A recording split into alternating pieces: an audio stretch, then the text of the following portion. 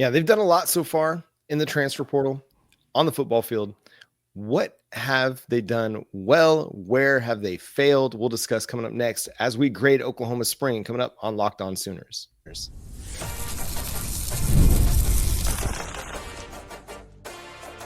You are Locked On Sooners, your daily podcast on the Oklahoma Sooners. Part of the Locked On Podcast Network, your team every day.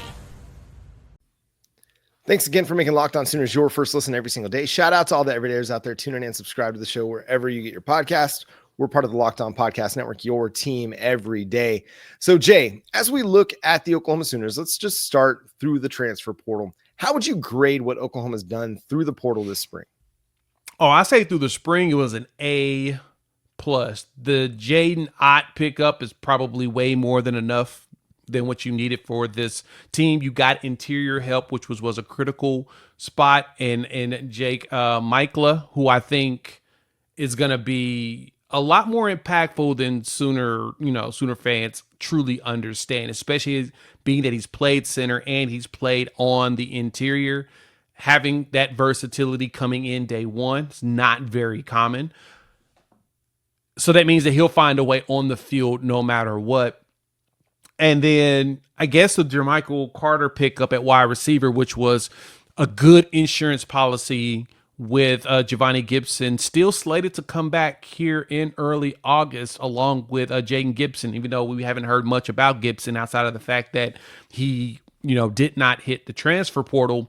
We're seeing that Oklahoma went out there and found the most important spots and truly capitalized on a kicker. You got yourself a kicker. Mm-hmm. You got a little bit of defensive line depth with a sizey guy in Ricky Lolohea. So to me, I give him an A+ because it was everything that was most important. Now, I know a lot of people would say, well, what about tight end? You needed a tight end. You need a veteran corner. I don't think you truly needed those because of everything you already picked up. Honestly, I don't even think we use the tight end much. I've been saying this over and over, and I hope y'all get this. I don't see us using tight end that much. I would like to see what we have also on roster in that spot and people to be able to do certain things like block and make a catch here or there. But I think the wide receiver room was way more important than the Jer'Michael Carter pickup. I think elevates them. So I'll give them just a standard A. We won't do plus. Plus would probably be if you added a corner, a starter level corner, or tight end at starting level. So we'll just go A. I think they did everything that they needed to do, and they got it done. Yeah, I'd say a B+ at this point because you don't have that veteran cornerback addition yet. You've done good things in the portal. The Jadyn Ott piece was huge.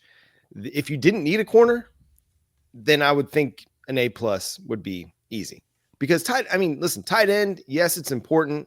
You got to have 11 that you feel comfortable with on the field, a guy that can go out there and make plays.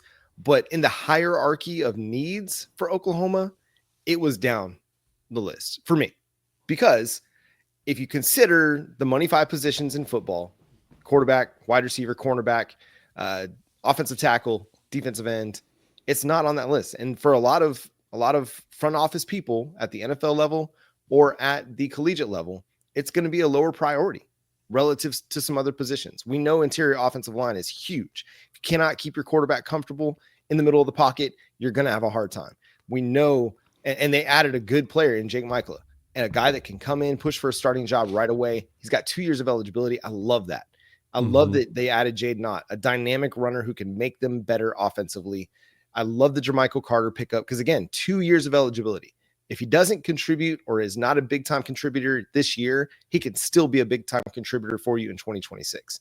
The Ricky Lolohea piece, again, a guy with multiple years of eligibility. He can continue to develop and grow into a role. So I love that they attacked guys that had multiple years of eligibility. They're not going after one-year rentals because that's kind of had its hits and misses, right? You go after a guy, you expect him to come in and either – and push for a starting job, and he doesn't really do it. And then we're looking at it at the end of the season. It was like, okay, what was the point of bringing that in?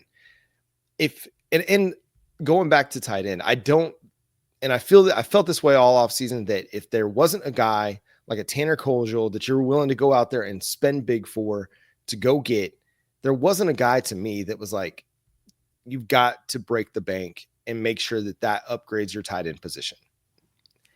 I would rather you allocate those resources somewhere else and use one of the 3 transfer portal tight ends or all 3 of the transfer portal tight ends that you brought in December and go from there.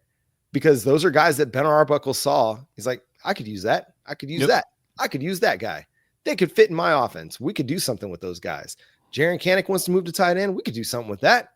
Let's figure that out. So you've got enough. Is it great? Are we going to be looking at this at the end of the season and be like, man, that was a Jermaine Gresham type year. He's going to be in the John Mackey, Fred Bolitnikoff, John Mackey award conversation? No, probably not. But are they going to be able to do enough to make this offense go and not be a liability? Because I think that's what I'm looking for, is just a tight end that's not a liability out there. And that's the hard part, is finding somebody that's not going to be a quote unquote liability. I mean, we technically had one, but Sooner fans kind of ran him off. Yeah. All he needed was one more year. And I think that he would have been just fine, especially for this system, because this is going to need, in watching a lot more Washington State tape than I've ever thought I've ever watched, outside of the fact that I watched a ton of it when they had Cam Ward. That, I don't know how much of the tight end is really just going to be used. I mean, last year, Mateer threw the ball to Cooper Mathers. He had 13 catches for 196 yards, and he was your top tight end. But he had 6 touchdowns. So I think that they're used a lot probably in the red zone. It's probably most likely where most of those touchdowns came from. So if anything, be able to catch a pass when you're wide open in the back of the end zone, it's going to be most important. If these players can do that, we should be good. That's probably where I am the most concerned for Oklahoma. And we'll talk about our biggest concerns in another episode, because I think that'll be a really good breakdown of some things to really talk about as we go through, what we're going to look like against our opponents coming up. But I don't think tight end is really that big of a deal. I know that we would like for us to have some star-studded, have another, Mark Andrews, another Braden Willis or something of that nature. And yeah, I want that at some point too. But once we go out there and put together a dynamic offense that's exciting, I think you'll start to see players have way more interest in coming to Oklahoma, especially at that position, because they're going to see, look, they're doing all this with the wide receivers, but they're not throwing the tight ends because they don't have me. You get me there, I'll change it for them. Right. That's kind of what I'm thinking and expecting going forward. You got to recruit that guy. I don't think you're going to want to get that guy out of the transfer portal, because I think out of the transfer portal, you're going to have to spend way more than what you want to. Oh, yeah. So you're going to have to recruit that guy. Ryder Mix, you're up, dude. Like 2026, you got to come be the answer at tight end. No pressure, though. No pressure at all. We didn't get to talk about what Oklahoma did on the field, so we're going to have to push that maybe to tomorrow's episode, how we feel about what Oklahoma did in spring ball, where we're feeling optimistic, maybe not so optimistic. We'll discuss that coming up on tomorrow's episode. But we had a couple of Oklahoma Sooners find new homes in the transfer portal. We'll discuss that coming up next here on Locked On Sooners.